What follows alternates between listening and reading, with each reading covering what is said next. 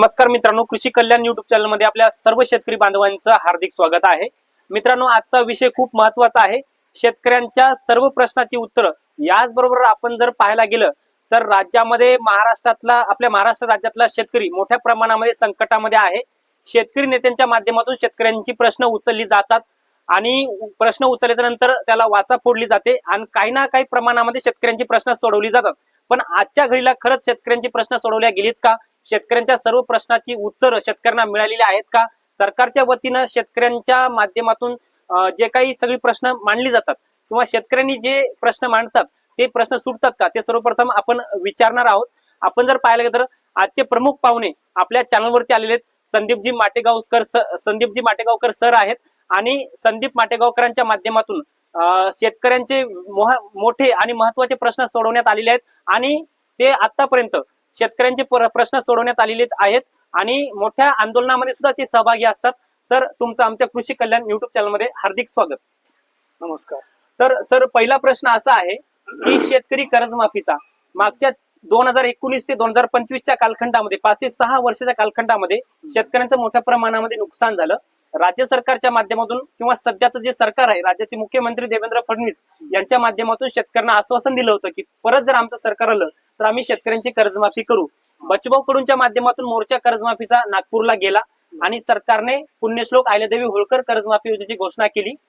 पण या कर्जमाफी योजनेवर तुम्हाला काय वाटते शेतकरी नेते म्हणून?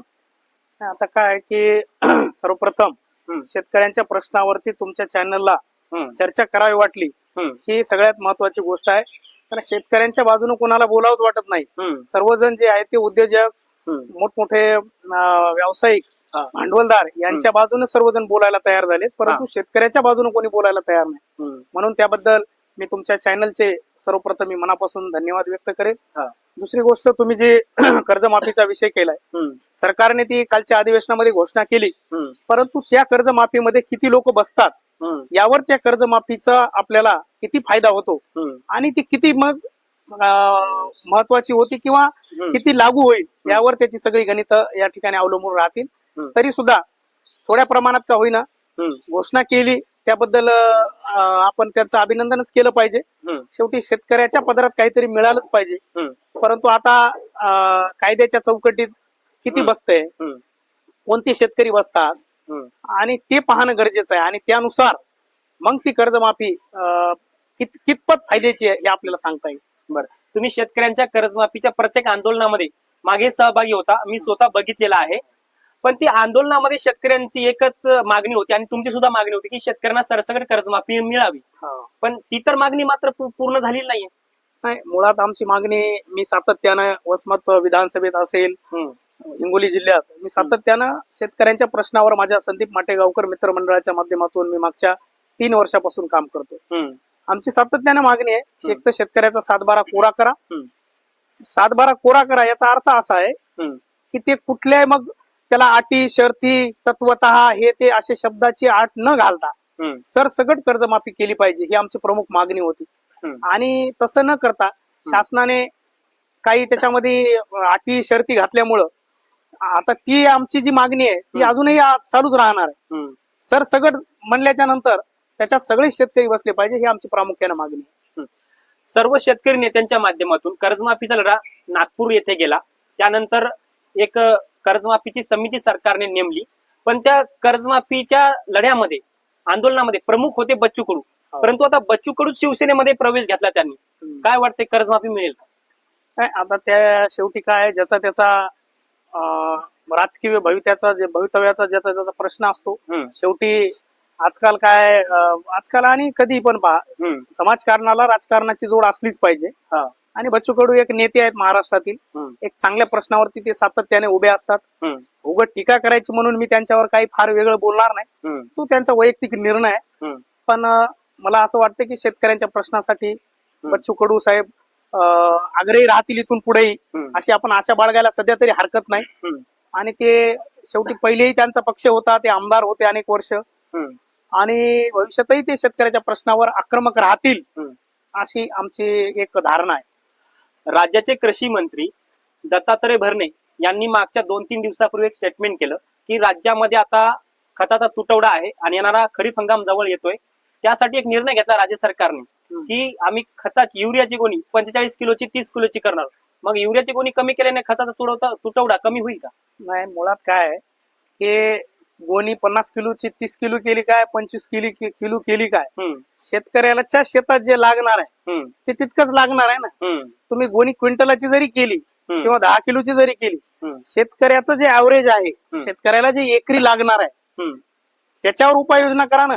कृषी मंत्र्यांनी त्याच्यावर उपाययोजना केली पाहिजे, त्यासाठी भरभक्कम तरतूद केली पाहिजे आणि त्यासाठी मुबलक खताचा साठा हा या ठिकाणी निर्माण केला पाहिजे. परंतु शेवटी मंत्री महोदय यांनी वेळ काढूपणाचं एखादं वक्तव्य असेल कदाचित, ते काय म्हणजे त्याच्यावरचं सोल्युशन नाही, खताच्या याच्यावरचं तुटवड्यावरचं हे सोल्युशन होऊ शकत नाही.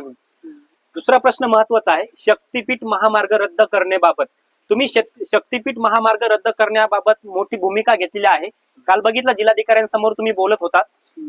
आपल्या जिल्ह्याचे जिल्हाधिकारी पण होते. त्यानंतर या ठिकाणी संपूर्ण म्हणजे सगळी समिती सुद्धा होती, प्रशासन सुद्धा होतं. त्यामध्ये काय झालं आणि शक्तीपीठ महामार्ग रद्द झाल्याने शेतकऱ्यांचा फायदा होईल का नुकसान होईल, किंवा झाल्याने फायदा होईल का नुकसान होईल? बरोबर आहे. हे बघा, सगळ्यात महत्वाची भूमिका अशी आहे की काही मुठभर भांडवलदारांना खुश करण्यासाठी किंवा त्या मुठभर भांडवलदारांचं लाड पुरवण्यासाठी, मी तर लाड म्हणेन, त्यांचे लाड पुरवण्यासाठी हा शक्तीपीठ महामार्ग आणलेला आहे. सर्वप्रथम मी सांगतो, शक्तीपीठ महामार्गाची कुठलीही गरज नाही, शक्तीपीठ महामार्गाची कोणाची मागणी नाही. आता ऑलरेडी जे काही आपले रस्ते आहेत, आमची मागणी आहे की हेच रस्ते आहे, यांची मर्यादा वाढवा ना. 4 पदरी असतील तर 8 पदरी करा, 2 पदरी असतील तर 4 पदरी करा. परंतु असं न करता नवीन रस्ता आणायचा आणि नवीन रस्ता आणून काय, तो रस्ता 30 फूट उंच राहणार आहे आणि मग आपल्या हिंगोली जिल्ह्यातल्या अनेक शेतकऱ्यांच्या त्या जमिनी त्या ठिकाणी जात आहेत. 13,500 हेक्टर जमिनी महाराष्ट्रातल्या त्या शक्तीपीठ महामार्गात जात आहेत आणि मग याच्यातल्या सुपीक जमिनी गेल्याच्या नंतर शेवटी जमीन नाही उरली तर उद्या शेतकरी जो आहे, अन्नदाता जो आहे, अन्नाची निर्मिती कुठून होणार आहे? विकासाच्या नावाखाली आमच्या काळ्या कुट्ट सुपीक जमिनी जर जाणार असतील तर आम्ही शेतकऱ्याचे पोरं म्हणून स्वस्त बसणार नाही. आणि म्हणून आम्ही 1 मे रोजी हिंगोली जिल्हाधिकारी या ठिकाणी हिंगोली जिल्ह्याचे पालकमंत्री नरहरी झिरवळ साहेबांना आम्ही भेटलो आणि त्यांना हेच सांगितलं की बाबा साहेब, आम्हाला विकास हवा आहे, पण विकासासोबत हा विनाश नको. एकतर आमच्या जमिनी चालल्यात, शेतकरी भूमिहीन व्हायला, हवालदिल होईल हा शेतकरी, आणि हा हवालदिल भूमिहीन झालेला शेतकरी आत्महत्या केल्याशिवाय राहणार नाही. एवढं भीषण संकट आणि भयान संकट शेतकऱ्याच्या समोर उभं आहे. आणि म्हणून या शक्तीपीठा महामार्गाची काही गरज नाही. आपण आज बघतोय एकीकडे समृद्धी महामार्ग झालेला आहे. समृद्धी महामार्गाचा तुम्ही अभ्यास करा, त्या समृद्धी महामार्गावर फक्त 20 ते 25% ट्रॅफिक आहे. म्हणजे ज्या मर्यादेने त्यांनी तो रोड तयार केलाय तशी ट्रॅफिक नाहीये. म्हणजे ते, आणि दुसरी एक महत्वाची गोष्ट आहे, हा महामार्ग शेतकऱ्यांच्या काही कामाचा नाही, हा भांडवलदार, नेते, उद्योगपती यांच्या कामाचा आहे. एकतर अधिकाऱ्यांना त्यावरती टोल नाही, नेत्यांना टोल नाही. टोल कोणाला आहे? सामान्य लोकांना टोल आहे. बरं ठीक आहे, टोलचा विषय जाऊ द्या, परंतु जर आपल्या महाराष्ट्रातल्या आणि खास करून माझ्या जिल्ह्यातल्या, आपल्या वसमत विधानसभेतल्या माझे जे काही परिक्षेत्र आहे, माझ्या भागातल्या काही गावांमध्ये रांजाळा असेल, कळंबा आहे, गुंडा आहे, बोरी सावंत आहे, शिरला आहे, अशा भागामध्ये सर तुम्हाला सांगतो, एकरी एका एकरला हळदीचं 30 ते 40 क्विंटल हळद त्या ठिकाणी उत्पन्न होतं. इतकी सुपीक जमीन आहे. मला सांगा, इतकी जमीन सुपीक असणाऱ्या जमिनीतून जर तुम्ही महामार्ग घेऊन जाणार असताल तर एवढ्या सुपीक जमिनी तयार व्हायला हजारो वर्ष लागलेत. आणि त्या जमिनी गेल्याच्या नंतर उद्या शेतकऱ्यांनी काय करायचं? बरं, हे भूमिहीन झालेले शेतकरी यांना पुण्या मुंबईला उद्या कामाला जावं लागेल. म्हणजे हा शेतकरी संपला, अन्नाची निर्मिती जर संपली तर उद्या जगासमोरचं संकट आहे हे एवढं एकट्या हिंगोली जिल्ह्याचं, महाराष्ट्राचं संकट किंवा देशाचं संकट नाही. अन्नाची निर्मिती नाही झाली, असं म्हणतात आपण, शेतकऱ्याने नाही केला पेरा तर जग काय खाईल धतुरा. खूप विकास झाला, रस्ते झाले, महामार्ग झाले, ट्रेन आल्या, सगळं झालं, पण अन्नधान्य जर निर्मिती नाही झाली उद्या पैसे खाणार आहेत आपण नाही. मग ह्याच आमचं साधं गणित होतं की ज्या रस्त्याची मागणी नाही आणि गरज नाही असे रस्ते तात्काळ रद्द करा. परंतु दुर्दैवानं राज्यकर्ते जे काही सरकारमध्ये बसलेली लोक आहेत हे या शक्तीपीठ महामार्गाच्या विरोधात बोलायला तयार नाही. आणि म्हणून एक 500 शेतकरी यांचं शिष्टमंडळ घेऊन आम्ही शक्तीपीठ विरोधी संघर्ष समितीच्या वतीनं सन्माननीय मंत्री महोदय झिरवळ साहेबांना आम्ही त्या ठिकाणी निवेदन दिलं आणि त्यांना सांगितलंय की आमचा कडाडून विरोध आहे. शक्तीपीठ महामार्गाचा बदल करा असं आमचं म्हणणं नाही. आमचं म्हणणं आहे की हा शक्तीपीठ महामार्ग रद्दच करा.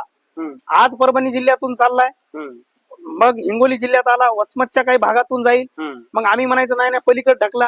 पलीकडचे लोक उद्या रस्त्यावर येतील, तेही शेतकरीच आहेत. ढकला ढकली नकोच. आमची साधी सरळ मागणी आहे, एकच जिद्द, शक्तीपीठ रद्द ही मागणी घेऊन आम्ही पालकमंत्र्यांना भेटलो होतो. त्यांनी उत्तर काय दिलं? हे बघा, आता काय आहे, पालकमंत्री महोदय त्या दिवशी होते, त्यांनी आमचं ऐकून घेतलं. सकारात्मक त्यांनी आम्हाला त्या ठिकाणी त्यांची भूमिका वाटली. शेतकऱ्यांच्या बाजूने त्यांनी बोलले. दुर्दैवानं राज्यकर्ते आज बोलायला तयार नाहीत, सत्ताधारी बोलायला तयार नाहीत.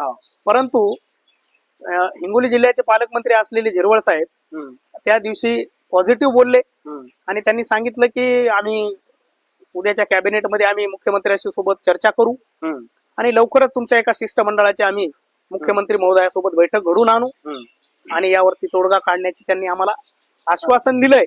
पण हा लढा काही थांबणार नाही, हा लढा सुरूच राहणार आहे. बरं, एकंदरीत आपण पाहतोय नॅशनल लेवलला किंवा राज्यस्तरीय किंवा जे विदेशामध्ये आपल्या वसमतची किंवा आपल्या महाराष्ट्राची हळद जाती, तर NDX ला 16 ते 17 हजार रुपये हळदीचे दर मिळतात. पण आपल्या वसमत बाजार समिती असेल किंवा हिंगोली जिल्ह्यामध्ये असेल किंवा नांदेड परभणीकडे असेल 12-13 हजार रुपये हळदीचे दर भेटतात. मग व्यापारी शेतकऱ्यांची लूट करतात का? 100% अगदी योग्य प्रश्न आहे तुमचा. याच प्रश्नावरती, याच मुद्द्यावरती आमच्या शेतकरी मित्रांचं एक शिष्टमंडळ एक 8 दिवसापूर्वी वसमत कृषी उत्पन्न बाजार समितीमध्ये आम्ही त्या ठिकाणी सभापतींची आणि सचिवांची भेट घेतली आणि त्यांना हेच सांगितलं की बाबा वरही 16 हजारानं हळद जाते आणि तुम्ही इथं 13-13.5 हजार रुपये भाव देता, म्हणजे क्विंटलाला 2 ते 2.5 हजार रुपये हाणतात सरळ सरळ, याच्यात म्हणजे काटा मारतात. आणि ही पद्धत पडली, पुन्हा यायचं टिकली मारून जायचं अशी अवस्था झाली. जो तो आला तो शेतकऱ्याला नागवण्याचा आणि नासवण्याचं धोरण राबवत. मग त्या कृषी उत्पन्न बाजार समितीमध्ये काटा मारायची पद्धत आहे, भाव कमी द्यायची पद्धत आहे, कट्टी नावाची पद्धत आहे. कशासाठी चाललंय? शेतकरी काबाड कष्ट करून घाम गाळतो, एका दाण्याचे 1000 दाणे करतो, दिवसा रात्री बेरात्री त्या शेतामध्ये जाऊन पोटच्या पोराप्रमाणे त्या पिकाला जपतो, वाढवतो, स्वतःचा घाम स्वतःचं रक्त त्या पिकामध्ये घालतो आणि एवढं इमान इतबारे सेवा केलेल्या काळ्या आईतून उगवलेल्या पिकाला हे दलाल जर असे भाव हानीत असतील आणि शेतकऱ्याच्या पदरातलं खात असतील उष्ट, तर हे योग्य नाही. यासाठी आम्ही शेतकऱ्याची लेकरं म्हणून आम्ही स्वस्त बसत नाहीत आणि आम्ही त्यांना अल्टिमेटम दिला, तुम्ही पुढच्या 10 दिवसात 8 दिवसामध्ये तात्काळ यावरती काहीतरी निर्णय घ्या, अन्यथा आम्ही लवकरच त्या ठिकाणी सबक शिकू असं त्यांना आम्ही त्या ठिकाणी सांगितलंय.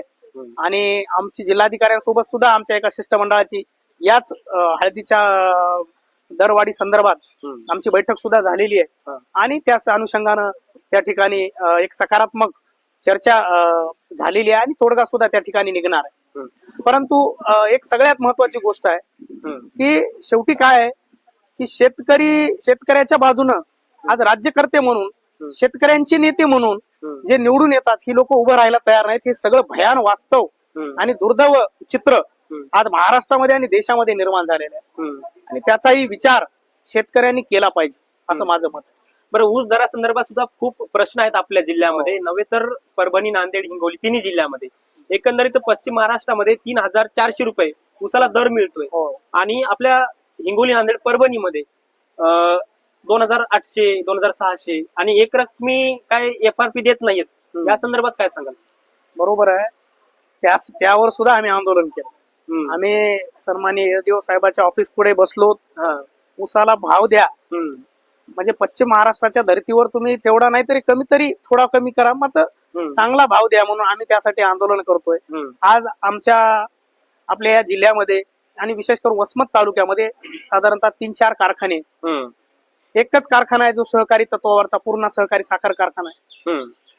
आणि बाहेरचे आता जवळच असलेला बळीराजा कारखाना चांगला भाव देतोय, परंतु दुसरे जे काही कारखाने आहेत ते प्रायव्हेट कारखाने झाले. दुर्दैवानं आमच्याकडे अशी पद्धत झाली, शेतकऱ्यांचा ऊस गेला कारखान्याला आणि रान मोकळं झालं, शेतकरी त्याच्यातच खुश आहे. भाव काय मिळाला याच्याशी त्याला काही देणं घेणं नाही. परंतु शेतकरी म्हणतोय माझा ऊस गेला आणि तो त्याच्यात समाधानी आहे. ही मानसिकता बदलणं गरजेचं आहे. आम्ही त्यासाठी वेळोवेळी आंदोलन केले, आम्ही कारखान्यावर नोटीस दिल्या, कारखान्याच्या चेअरमन सोबत बैठका केल्या. दुर्दैवानं यावरती कोणतंही सकारात्मक पाऊल उचलल्या जात नाही. शेतकऱ्याला भाव मिळत नाही. अजून एक याच्यामध्ये अतिशय म्हणजे खेदाची गोष्ट आहे की शेतकऱ्याचे ऊस गेल्याच्या नंतर 3-3 महिने शेतकऱ्याला पैसे भेटत नाहीत. एकीकडे शासनाचा नियम आहे, ऊस गेल्याच्या नंतर 15 दिवसाच्या आत, हळद गेल्याच्या नंतर 24 तासाच्या आत हळदीचे पैसे मिळाले पाहिजे. आणि अशी अवस्था असताना मात्र शेतकऱ्याला व्यापाराच्या दारामध्ये, शेतकऱ्याला भांडवलदाराच्या, कारखानदाराच्या दारामध्ये चक्रा मारावं लागतात. याला कोणी बोलायला तयार नाही. आणि यासाठी शेतकऱ्यांनाच आता एकत्र झालं पाहिजे, एकजूट झालं पाहिजे आणि या भांडवलदारांच्या, कारखानदारांच्या विरोधात एक मोठी ताकद निर्माण केली पाहिजे, असा या मताचा मी आहे. दुसरा पण पीक विम्या संदर्भातला प्रश्न खूप मोठा आहे. मागे तुम्ही पीक विम्या संदर्भात आंदोलन देखील सुद्धा केली होती, पण राज्य सरकारच्या माध्यमातून असेल, आता यावर्षी 2 विमा कंपन्या आहेत, पण विमा कंपन्यांच्या माध्यमातून फक्त आतापर्यंत 1219 कोटींचा पीक विमा वाटप करण्यात आलेला आहे. शेतकऱ्यांना जेवढा पीक विमा, जेवढं शेतकऱ्यांचं नुकसान झाले त्या पद्धतीने शेतकऱ्यांना पीक विमा भेटला नाही. या संदर्भात काय सांगा? हे बघा, यावर्षी तर नवीन ट्रिगर पीक विम्याचे आले आणि त्यावेळेस आम्ही जवळा बाजार या ठिकाणी असेल आणि हैतनगर पाटी या ठिकाणी आम्ही रास्ता रोको, 1.5 तास रास्ता रोको आंदोलन केले शेतकऱ्यांना सोबत घेऊन. पहिले मुख्यमंत्री एकनाथ शिंदे साहेब ज्या ठिकाणी मुख्यमंत्री होते त्या दरम्यान 1 रुपयामध्ये पीक विमा निघत होता. नंतरच्या काळामध्ये त्याचे ट्रिगर बदलले, त्याच्या काही अटी शर्ती बदलल्या आणि नंतर आम्ही त्या ठिकाणी 1.5 तास रास्ता रोको केला. सगळ्यात महत्वाची बाब ही आहे की काही अनुदानाच्या यादीतून हिंगोली जिल्हा वगळला होता. मग त्या अनुदानासाठी आम्ही रास्ता रोको केला, पालकमंत्र्यांना भेटलो आणि हिंगोली जिल्ह्याचा समावेश हा त्या अनुदानाच्या जिल्ह्यामध्ये करावा म्हणून आम्ही ती मागणी मान्य करून घेतली.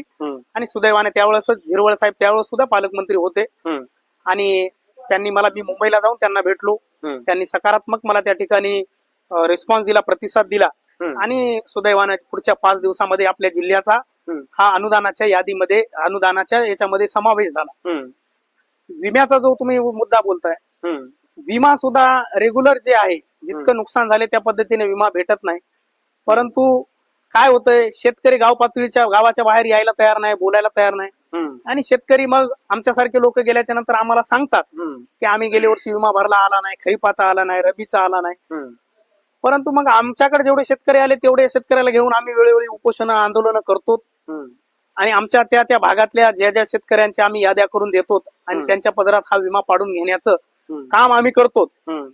परंतु ही चळवळ एवढ्यावर संपत नाही. माझं म्हणणं आहे, शेतकऱ्याच्या पोरांनी आमच्यासारखा नेता येईल याची वाट पाहू नका. माझं म्हणणं आहे, शेतकऱ्याच्या पोरांनी तुम्ही विमा भरता, त्या विम्याच्या पावत्या, ते आलेले मेसेज तुम्ही क्लेम दाखल केले पाहिजे, त्या कंपनीच्या विरोधात तुम्ही कोर्टात गेलं पाहिजे. आणि अशा वेळी जर एवढं होऊन जर तुम्हाला विमा भेटत नसेल तर मग कायदेशीर काही बाबी असतील तर चांगल्या तज्ञ लोकांच्या तुम्ही त्या ठिकाणी भेटी घेऊन माहिती घेऊन त्या ठिकाणी आपण पुढचं पाऊल उचललं पाहिजे. आणि माझं आव्हान आहे या व्हिडिओच्या माध्यमातून, तुमच्या चॅनलच्या माध्यमातून, वसमत तालुक्यातील असतील, औंढा तालुका असेल आणि हिंगोली जिल्ह्यातल्या सर्रास शेतकऱ्यांनी ज्यांना विमा मिळाला नाही अशा शेतकऱ्यांनी माझ्याकडे यावं. आम्ही त्यांना तो विमा मिळवून देण्यासाठी त्या कंपन्यांच्या विरोधात मोठं जन आंदोलन उभं करू आणि त्या ठिकाणी तो विमा मिळवून देण्यासाठी प्रयत्न करू. मागच्या काळामध्ये आम्ही आंदोलन केलं, त्याचा फायदा हा झाला. माझ्या करंजाळा सर्कल मधल्या बऱ्याचशा शेतकरी ह्या विम्यापासून वंचित राहू लागले. परंतु आंदोलन झाल्याच्या नंतर आज चांगली गोष्ट आहे की मागच्या 8-10 दिवसापूर्वीच बऱ्याच शेतकऱ्यांना ज्यांना म्हणजे खंड पडला होता विम्याचा, त्यांना ते अनुदान मिळायला त्या ठिकाणी सुरुवात झालेली आहे. ते आमच्या आंदोलनाचे यश आहे असं म्हणता येईल. तर शेतकरी आता इथून पुढे कर्जबाजारी होऊ नये त्यासाठी सरकारने काय उपाययोजना कराव्या जेणेकरून शेतकरी कर्जबाजारी होऊच नाही? मुळात विषय असा आहे की शेतकरी कर्जबाजारी होऊ नये ही तुमची आमची भावना आहे. सरकारला कधीच वाटत नाही शेतकऱ्यांना कर्जबाजारी होऊ नये. राज्यकर्त्यांना कधीच वाटत नाही. वाटतंय कोणाला, जो विरोधात बसलाय सत्तेच्या सोडून, त्याला वाटतं शेतकऱ्याची कर्जमाफी व्हावी, त्याला वाटतं शेतकरी कर्जबाजारी बाजारी होऊ नये, त्याला वाटतं शेतकऱ्यांना आत्महत्या करू नये. परंतु सत्तेवरती बसल्याच्या नंतर त्याला कधीच वाटत नाही की शेतकऱ्याचे प्रश्न दिसत नाहीत, त्याला कधीच शेतकऱ्याचं दुःख दिसत नाही, त्याला गाव पातळीवरच्या अडीअडचणी दिसत नाहीत. हे दुर्दैव आहे आमच्या देशाचं आणि आमच्या राज्याचं. आणि शेतकऱ्याला तुमच्या कुठल्याही अनुदानाची गरज नाही असं माझं म्हणणं आहे. पण जर शेतकऱ्याच्या शेतीमालाला योग्य भाव दिला, 17,000 जाणारी हळद वसमतच्या मार्केटमध्ये, जवळच्या मार्केटमध्ये 17,000 जर भाव मिळाला, काय गरज आहे शेतकऱ्याला कोणाच्या दारात भीक मागायची? शेतकऱ्याला मिळत नाही, त्याच्या हक्काचं मिळत नाही. आणि म्हणून आमचं म्हणणं आहे त्याच्या शेतीमालाला भाव द्या. त्याच्या शेतीमालाला जर योग्य भाव मिळाला, हमी भाव जर मिळाला, हा शेतकरी, त्याला कुठल्याच अनुदानाची, कुठल्या तुमच्या या ठिकाणी मदतीची गरज नाही. आणि म्हणून सरकार कोणतंही येऊ द्या, कुठलंही सरकार आलं गेलं, त्या सरकारनं शेतकऱ्याच्या शेतीमालाला खर्चाच्या आधारावरती योग्य जर हमी भाव जर दिला, तर मला वाटतंय शेतकऱ्याला अच्छे दिन येतील. शेतकऱ्यांवर तर सध्या संकट आहेच, परंतु शेतकऱ्यांच्या पोरांवर सुद्धा संकट आहे.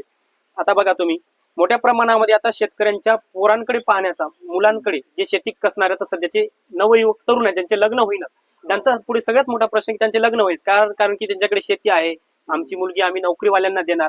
मग त्यांच्यासाठी तुम्ही काय वेगळा प्रयत्न करणार की शेतकऱ्यांच्या पोरांचे लग्न होतील? आता काय आहे, मुळात ही मानसिकतेचा परिणाम आहे याच्यावर. हे मानसिकता बदलली पाहिजे.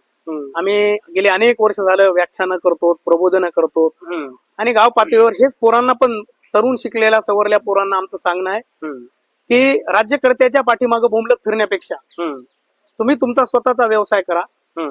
पानपुरीचा गाडा टाका, हरमुऱ्याचा गाडा टाका, बुटाच्या पालिश पासून डोक्याच्या मालिश पर्यंत कुठलाही व्यवसाय करा. हे माझं सगळ्या तरुणांना सांगणं आहे. 18 पगड जातीच्या तरुणांनी कुठल्याही धंद्याची लाज बाळगू नका. आणि शेतीला जोडधंदा आपण आपला केला पाहिजे. आपण जे पिकवतो ते विकण्याची धमक जोपर्यंत आमच्यात येणार नाही, तोपर्यंत शेतकऱ्याला आणि शेतकऱ्याच्या लेकराला चांगले दिवस येणार नाहीत. दुर्दैवाने काय झालंय, आम्ही मेट्रो सिटीकडे बघायला लागलो, पुण्या मुंबईला तिकडं पुरी द्यायला लागली. आणि शेतात काम करणारा, त्याच्या नाव 4-2-5 एकर जमीन असेल, परंतु लोकांना शेती पाहिजे, शेतकरी नवरा पाहिजे, परंतु शेतात जायचं नाही, अशी ही मानसिकता झाली. म्हणून हा सगळा मानसिकतेचा खेळ आहे. शेतीकडे एक व्यवसाय म्हणून बघितलं पाहिजे. ठीक आहे, काही जणांना पाणी नसेल, काही कोरडवाहू जमिनी असतील, परंतु शासनाच्या वेगवेगळ्या योजनांचा लाभ घेऊन आपण त्या शेतामध्ये, त्या वाळवंटामध्ये नंदनवन फुलवण्याची धमक शिकलेल्या तरुण पोरांनी ठेवली पाहिजे. आणि सगळ्यात महत्वाचं, शेतीला जोडधंदा केला पाहिजे. दुग्ध व्यवसाय करा, फळ व्यवसाय करा, भाजीपाला विका. नसेल, फारच अल्पभूधारक शेतकरी असेल, तर त्यानं वेगवेगळ्या स्कीमचा फायदा घेऊन एक आधुनिक शेतीकडे वळलं पाहिजे. याला अजूनही पर्याय आहे. ज्याला भूमिहीन आहे, शेतीच नाही, अशा शेतकऱ्यांनी काय करावं? अशा शेतकऱ्यांनी आणि त्याच्या तरुण जे काही शिकल्या सवरलेली जी पोर आहेत, माझं सांगणं आहे, जग खूप मोठं आहे, जग तुमच्याकडे वाट पाहते. हे कलेचं युग आहे, कलेचं युग आहे. वेगवेगळ्या तुम्ही स्किल डेव्हलप केल्या पाहिजे. आज तुम्ही बघताय, इलेक्ट्रिशियन, प्लंबर, पेंटर, म्हणजे बारीक सारीक गोष्टी. आज हे मीडियाचं युग आहे, इंटरनेटचं युग आहे, मोबाईलचं युग आहे. आज बघताय तुम्ही, मोबाईल रिपेअरिंगच्या दुकानावर जर तुम्ही गेलात तर 2-2 दिवस तुम्हाला थांबावं लागतं. डिस्प्ले साधा टाकायला गेलं तर 2-2, 1,500 हजार रुपये डिस्प्लेला लागतात. सांगायचा उद्देश असा आहे की काळाची गरज ओळखून आम्ही त्या व्यवसायामध्ये आमच्या तरुण पोरांनी उतरलं पाहिजे आणि इमानीद्वारे काम केलं पाहिजे, 4 पैसे कमवले पाहिजे.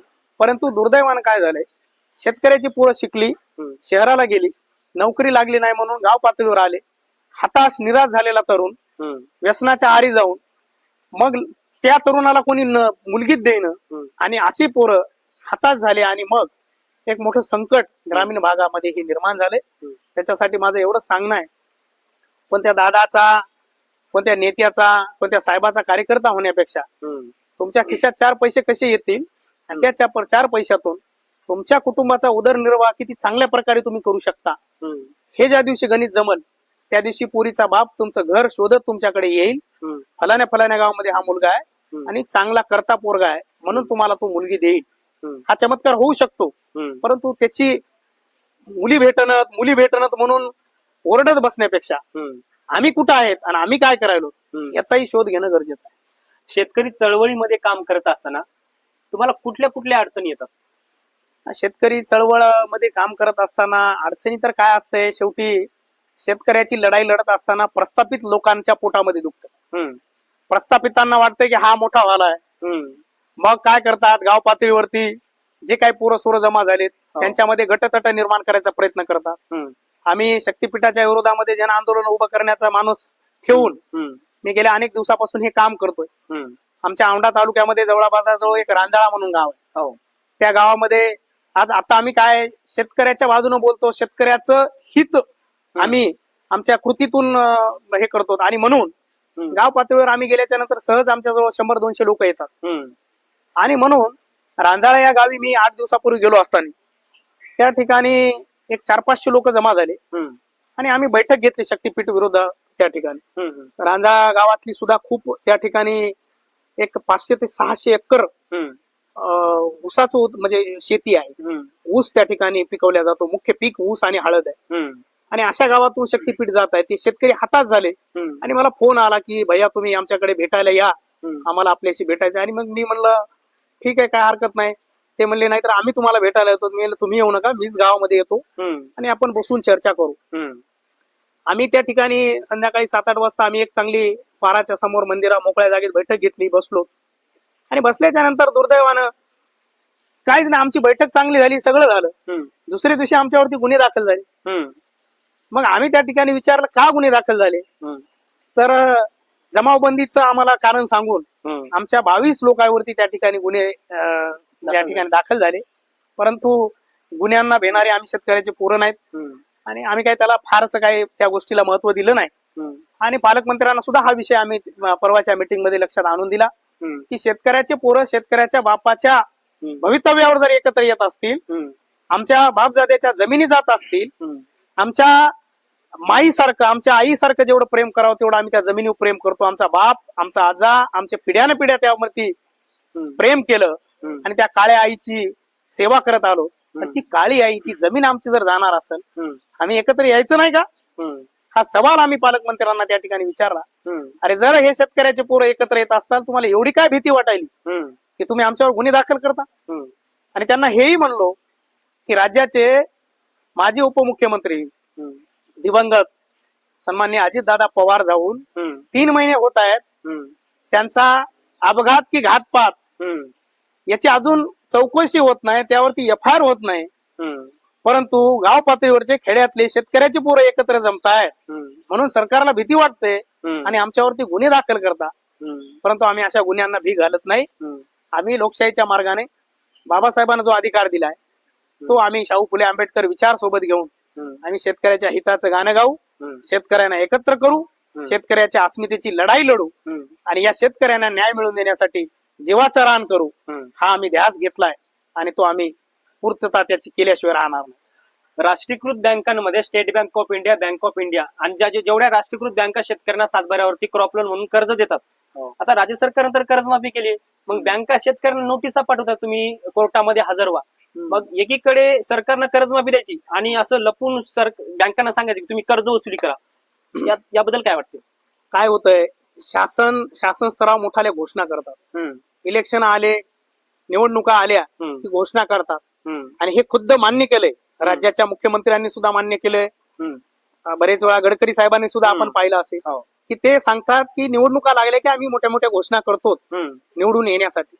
आणि तोच प्रोपोगंडा असतो त्यांचा. घोषणा करायच्या, लोकांना भूलथापा द्यायच्या आणि त्यांची एकदा मतं घेतले की मोकळे होतात. बँकाकडे गेले, बँक सांगतात आम्हाला वरून आदेश आले नाही, आम्हाला माफीचे आदेश आले नाही. आले तर चौकटीमध्ये बसवतात, त्याला GR लावतात. हे काहीतरी फक्त फिरून फिरून शेतकऱ्याला कसं बेजार करायचं, हा याच्या पलीकडे दुसरं काही नाही. म्हणून शेतकऱ्यानं न भीता, कोणाला न जुमानता कायद्याचा बारकाईने थोडासा अभ्यास केला पाहिजे आणि निश्चितपणानं कधीही शेतकऱ्यांनी न भीता एक संघ होऊन एकजूट जर झालं तर शेतकऱ्याची खूप मोठी ताकद आहे. पण त्या नोटीसी आलेल्या शेतकरी घाबरलेला आहे की कोर्टामध्ये काय घाबरायची गरज नाही. अशा शेतकऱ्यांनी आमच्याकडे यावं, आम्ही त्यांच्यासोबत बँकेत येऊ. अजिबात घाबरायची गरज नाही. तुमच्या या व्हिडिओ चॅनलच्या माध्यमातून मी आवाहन करेल, जे शेतकरी कर्जमाफीच्या यादीत बसलेत अशांना जर या ठिकाणी नोटिसा बँकेच्या येत असतील तर त्या बँकेला ताळे ठोकायचं काम आम्ही करू. शेतकऱ्याचे पोरं म्हणून आम्ही ती लढाई लढू तुमची, आणि निश्चितपणानं अजिबात भिवू नका, आणि आम्ही तुमच्या सोबत राहू. अशा बँकांना, अशा अधिकाऱ्यांना आणि अशा वसुली करणाऱ्या बँकांना आम्ही धडा शिकल्याशिवाय राहणार नाही. राज्याचे गृहमंत्री सध्या देवेंद्र फडणवीस आहेत, आणि जसं तुम्ही म्हणलात की शेतकऱ्यांच्या प्रश्नावरती योग्य पद्धतीने आम्ही लढलं तर आमच्या गुन्हे दाखल होतात. आता नुकतंच 2 दिवसापूर्वी एक पुण्यामध्ये प्रकरण झालं, 4 वर्षाच्या मुलीवर लैंगिक अत्याचार झाला. मग कुठंतरी आता 4 वर्षाची मुलगी सेफ नाही तर महिला तर सुरक्षित नाहीयेत महाराष्ट्रामध्ये. मग काय वाटतंय, गृहमंत्र्यांनी काय वेगळं करावं, काय काय कायदा कोणता व्हायला पाहिजे या संदर्भात? हे बघा काय होतंय, आपल्याकडे एखाद्या महिलेवरती अन्याय अत्याचार झाल्याच्या नंतर आम्ही फक्त मोर्चे काढतो, रस्त्यावर येतो, निषेध करतो आणि घरी जातो. परंतु ही अतिशय वाईट गोष्ट सातत्याने महाराष्ट्रात आणि देश पातळीवर होत आहे. असं न होता शासनाने शासनाच्या स्तरावर कडक उपाययोजना केल्याच पाहिजे.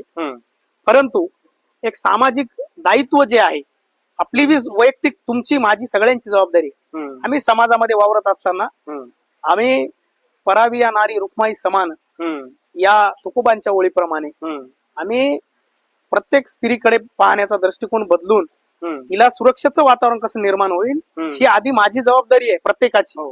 आणि हाच विचार या ठिकाणी नामशेष होत चाललाय.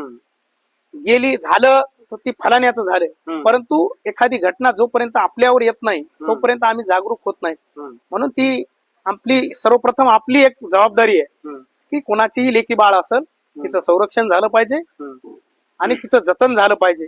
अशा प्रकारचे या ठिकाणी व्याभिचार न होता, या महाराष्ट्राला मोठी परंपरा आहे. ही महाराष्ट्र मोठी संतांची, शूरवीरांची भूमी आहे. रांजाच्या पाटलाचे हातपाय कलम केले शिवाजी महाराजांनी त्या काळामध्ये. आता लोकशाही आहे, परंतु लोकशाहीच्या मार्गाने सरकारने यावरती कडक उपाययोजना केल्या पाहिजे आणि चांगलं काहीतरी शिक्षा देऊन दंड केल्याशिवाय अशा नराधामांना अदल घडत नाही. परंतु कोर्ट कचेऱ्या याचा दिवस जातात आणि कालांतराने अशी नराधम सुटतात. आणि म्हणून नराधमांची ताकद जी आहे की त्यांना वाटते काही होत नाही, आम्ही 1-2 वर्षांना पुन्हा सुटू.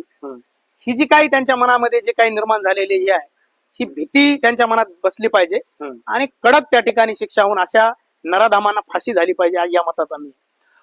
नक्कीच मित्रांनो, शेतकरी चळवळीमध्ये काम करत असताना संदीप माटेगावकर सरांनी खूप चांगली कामं केलेली आहेत आणि मोठमोठ्या आंदोलनामध्ये सहभागी असतात. शेतकऱ्यांच्या प्रत्येक लढ्यामध्ये ते राहतात आणि शेतकऱ्यांचा कर्जमाफीचा प्रश्न असेल किंवा शेतकऱ्यांचा कुठलाही प्रश्न असेल ते मांडण्याचा प्रयत्न करतात. अधिक आपले सगळी कामं सोडून शेतकऱ्याच्या प्रत्येक प्रश्नावरती लढत राहतात आणि आपल्या सर्व प्रश्नाची योग्य सरांनी प्रश्नाची उत्तर दिलेली आहेत.